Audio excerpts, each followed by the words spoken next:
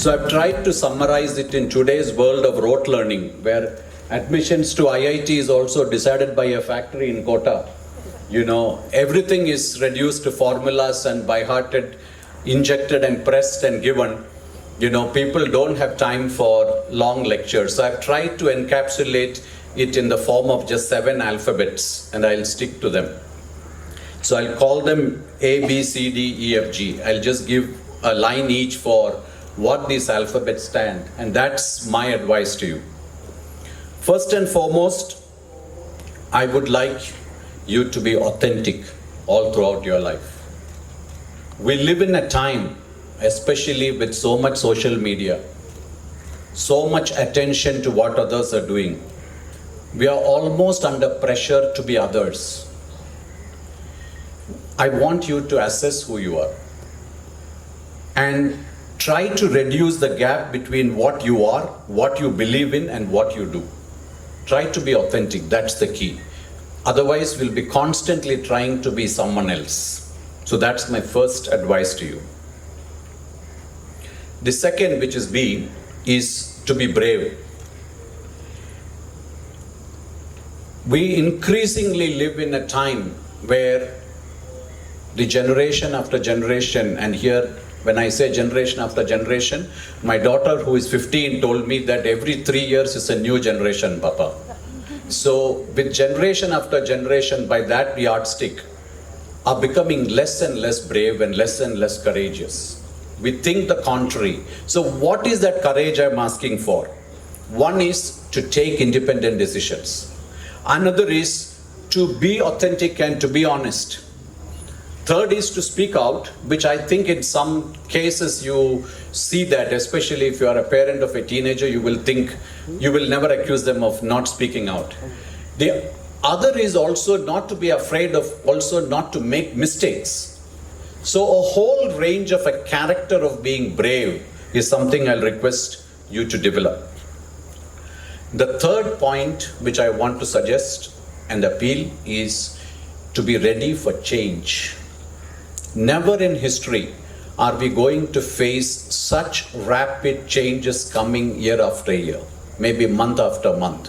The only time the world was shaken up was in this unfortunate pandemic of the COVID, where everybody was woken up to adapt, whether it was schools shifting to online education, children struggling to know how to remain in a room, do nothing, and a whole range of work or occupation having to align itself to the changing circumstances. But going forward, it could be climate change, it could be new technologies disrupting, it could be trade wars, it could be unrest, it could be demographic challenges.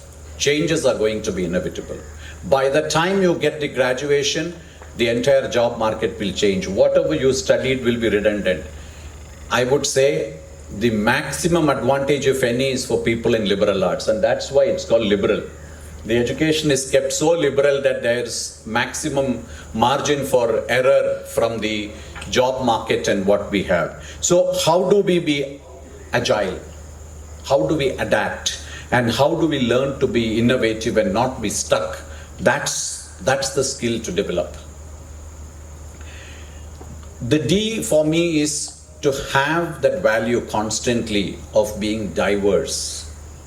We live at a time where we want to have only one language. We want only one crop in the field. It's either rice or wheat, paddy or wheat. We want these days even diet to be one. It'll be one diet across, one culture across. There is a monotheism that is going on in our lifestyles, whereas we have to move as part of a global order to be diverse, whether it is biodiversity, whether it's multiple crops, whether it's what you eat, what you read, what you see. I think we need to have diversity, and that's what will make your mind more fertile and adaptable. The E, which is the next word I have for you to remember, which is to develop emotional intelligence. Today, almost everyone will be equal in terms of knowledge because you have an instrument and there is something called Google or something else coming up every 5 years. So your knowledge will get normalized. It will be at the most application of knowledge that will matter. But what will really set you apart in the coming years is how good is your emotional intelligence? How good are your social skills? How good do you deal with a crisis? How do you face large crowds? How do you face decision making in awkward situations? That comes not from your IQ. Knowing the capital of a country will not help there. What will really help is how much balanced and how much strong is your emotions. So that is again something which you can develop because you had a humanities or a liberal arts education. That's the advantage of this. And so build on it, and they will be cultivated over the years from arts, from culture, from books, from cinema. It's a whole range of liberal art education which you are now trained to grasp better than the engineers, than the technocrats, that should help you. I believe the future is not going to be eventually of technology and technocrats. It's going to be of people who know human nature, people who know how to manage people, people who know how to rule people, and that will be people who have studied liberal arts and humanities. So you're heralding actually a new knowledge domain even before the world is. And I want to congratulate the whole school and the team, and Shankar in particular, for thinking in that direction. My last 2 points are derived more specifically from the body of work I do. And the F stands for, I spoke to some of the faculty also, F stands for food. I want you to all spend some time and worry about food. I say this because I would request you that whenever you eat food, and hopefully at least once in a day all of you will eat food. Whenever you eat food, I would like you to ask 3 questions. First question is, whoever produced this food, in the sense the farmer, is that farmer making profits, sustained profits, and is the farmer getting prosperous? Otherwise we should worry about this food system that we are part of. The second question to ask is this food that I'm consuming good for me? Is it nutritious? In fact, growing up, my grandmother used to tell me that there is only one advice she has for me. That is, please always think twice before you put anything into the mouth and take anything out of the mouth. She was referring to be careful about what you speak and be careful about what you eat. And so today we live in a time where people think, the new generation thinks food comes from an app. The generation before that thought food came from a refrigerator. And the one before that thought it came from the kitchen where mother cooked. It took another generation to figure out that it came from a farmer, from a field, from a farm. So it's very important to really worry about, after everything, whether the food is nutritious for you, not just tasty. And the last part about food I want to ask you is, we need to start asking this question. In this journey from the farmer to your plate, has this food damaged the planet? If it has, then that's also worrisome. We are increasingly facing a time where we definitely eat far more than we are required to, and are definitely far less healthier than we should be. So there is something wrong with our food system. And all the producers I meet, their children don't want to be farmers. And they themselves have only one wish, that their children should never be farmers. So I wonder who will do the food production for us. I was joking to Shankar in the morning that I am scared of a time when our children will be eating a pill for a breakfast because there is no food available. So it's just a tablet. So food system and how food is produced, what it does, is something to worry about. Personally, I work with farmers across the country, let's say close to 1.5 million at any time.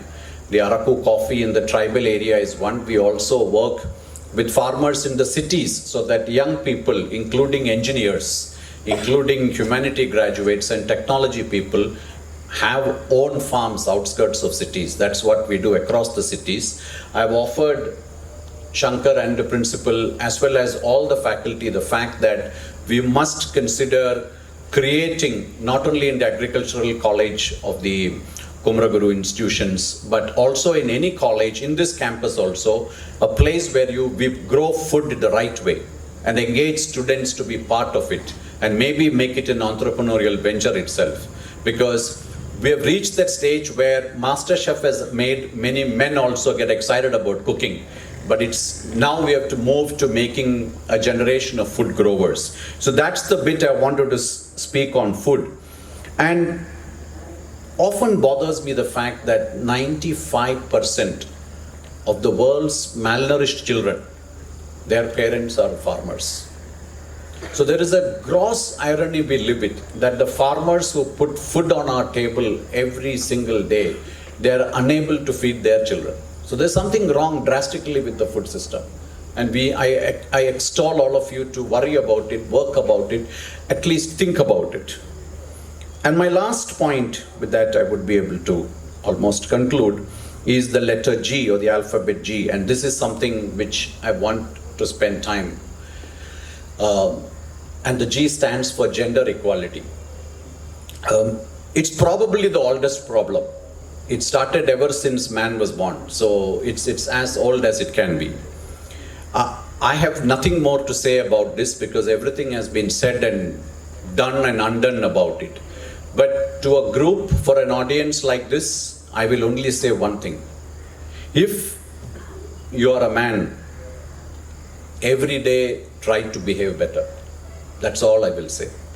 It's a continuous reform process because it's so deeply embedded in our veins and cells and tissues to continue to propagate patriarchy. It's a tremendous disease that we are born with, and we need to strive to get out of it every single moment of our existence. And if you are a woman, I will say two things. One, please raise your sons differently. And second, I think your time has come. Just come and demand that. Otherwise, we are never going to vacate those seats. Just demand it. It's your time. We work with anytime a cohort of 200,000 underprivileged girls across India, mostly in gender adverse regions, and we look after them for 10 to 15 years till they get to become self-reliant. There are parts of India that we work where girls, I was telling today morning, have a price tag on their wrist. Going rate is 5,000 for a 12-year-old rupees.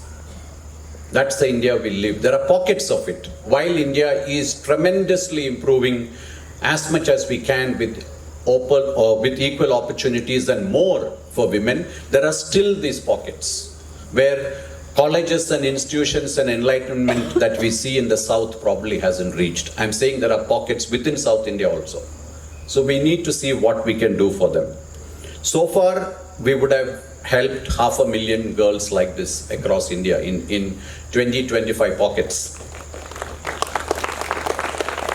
And now we are in a quest for the last 3 years where every year we place 100,000 or 1 lakh youth, unemployed youth, into corporate jobs, because just the education is not enough. So in this entire journey, when we ask the girls, what do you want most? They say, can you let us be? Because we don't even let them be what they are. So I think in every moment of our existence, we have to worry about this problem. Otherwise, it's not going to become our muscle memory. And that is something I can fundamentally demand as a right only from graduates and postgraduates of a liberal arts institution or a course where you are more tuned and wired and trained to worry about the problems. The rest of the faculties are often told about how to make wealth. You will be told how to manage a civilization. What is the use of this wealth if you don't live in a good society after all? So your role is far more important is what I would like to say. And many a time I am told you cannot have a talk end without addressing your thoughts on two words, which I will touch on, which is not part of what I wanted to say. One is this word called leadership. Today everybody wants to make their children leaders. And the other is a confusion around the word success. You know, who is successful? Are you successful based on your salary or your visiting card or your house size or the car you own or the countries you have visited? How do you define success? That's the billion-dollar question. So many years ago, I had Professor Howard Gardner, who runs the Department of Education and propounded the theories of intelligence. If you Google him, you will see, very distinguished, now an octogenarian from Harvard. He, in his theories of multiple intelligence, had spoken about various aspects of how to raise a child, and his focus was the age group 0 to 10. So he had heard of our work and spent a week with us in Hyderabad. And I had organized, there was another friend like Shankar who organized a dinner for the distinguished people of Hyderabad to listen to Gardner. And he was asked to speak on what is the single most thing needed for today's youth to become leaders in their life, leaders in their business. And the entire speech revolved around one sentence. And that was, Gardner said, future leaders are going to be simply those who are the best storytellers. Nothing else matters. And he then explained, you need basically 4 things, and he used the acronym LOLO to be a good storyteller. 1, you have to be a good listener. 2, you have to observe everything. We have zero observation power now because we are always having only 2 seconds on the Instagram. Before that, we are off concentration. 3rd, develop your language, any language.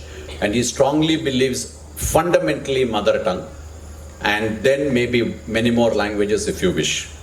And lastly, and this is what is important, the only story left to be told is your own story. Every other story has been said. And your own story can be told only if you're authentic and if you have a good story. So focus on that. As far as success is concerned, I would say just don't try for it. It should be treated as simply excelling yourself every day, every minute. And I will not ask you to pursue success, measure success, just as you cannot do that with happiness.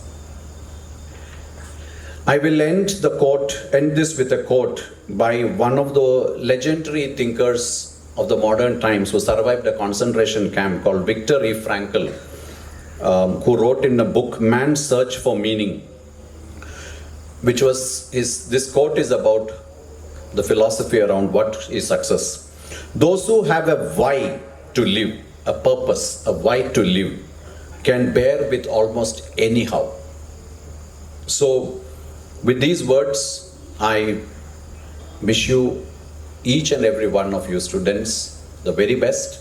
And I hope you will keep this institution, the city of Coimbatore, and this country, and all of us and your parents very proud of what we did to you and what you did to us. Thank you so much.